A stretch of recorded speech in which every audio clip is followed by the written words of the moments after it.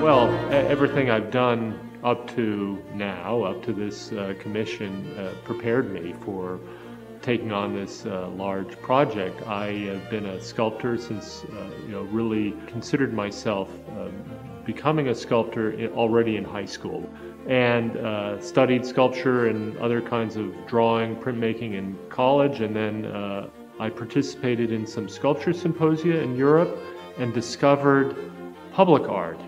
And public art is different from creating a work in the studio and then bringing it out and placing it in a public space. But this project, it's probably the most abstract public work I've done. And that, for me, was a real gift. But with me, projects always start out more complex, more full, and then become edited. Like many things, the editing process is a very positive thing. I do it in the studio. That's self-editing, but on a big project, there's always another client or committee that one has to work with. Not for. It's in this case definitely collaborative, so the money cost was a factor, which always, as I said, started as a challenge and became an asset to what the finished project will be.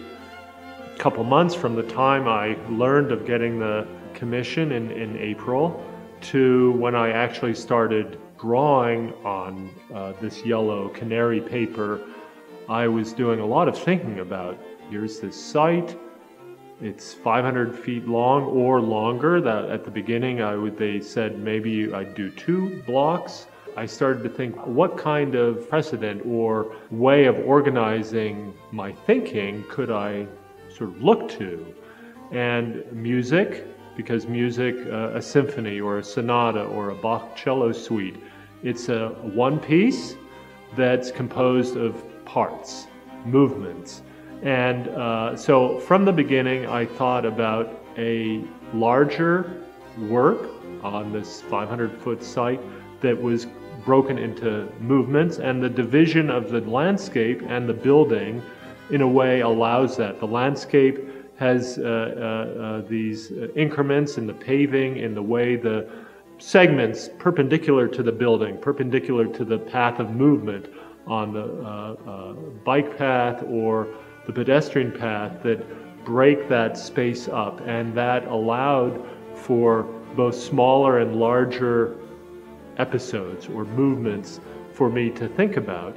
Biggest public art project I've had since the Wellstone Memorial, and in the interim I did a private commission which really I think Craig Amundsen saw and the committee saw and liked the way the sort of kinetics. It was a single object, but as you moved around it, it opened and closed, so there was a story that happened through movement, the pedestrian, the viewer's movement, and that theme of movement and change was one of the things that I was asked to contemplate and to address in this site. So all of that, and lots of looking at different artists, sculpture, all has led to my being able to take on a project of this scale and scope. There are specific influences or inspirations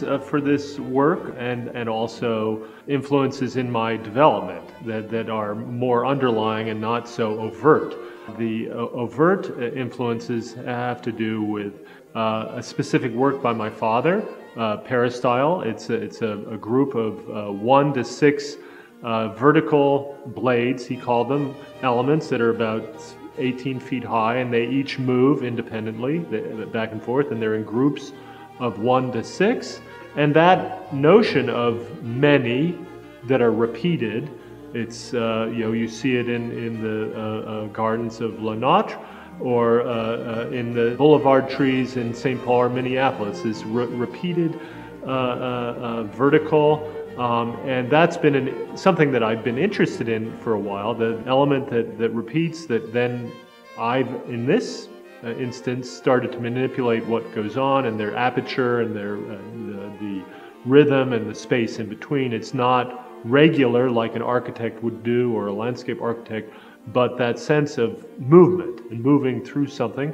So that's an important influence, and I've been looking at that piece for a long time, and last fall, a year ago, I started finally making some sculptural, small sculptures in wood based on sketches that I had done based on that sculpture. So when I started to work on this, that was something that was in my mind that I thought would be interesting to try to incorporate, as well as this idea of repeated verticals and what happens when you're involved in walking through repeated verticals.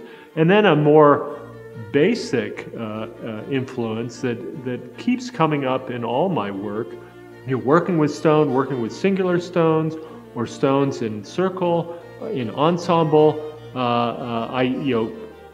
Obviously what I'm doing with them is different, but the sense of creating in the 21st century something that harkens back to our primal beginnings is very interesting and for me, and I've worked with it in here.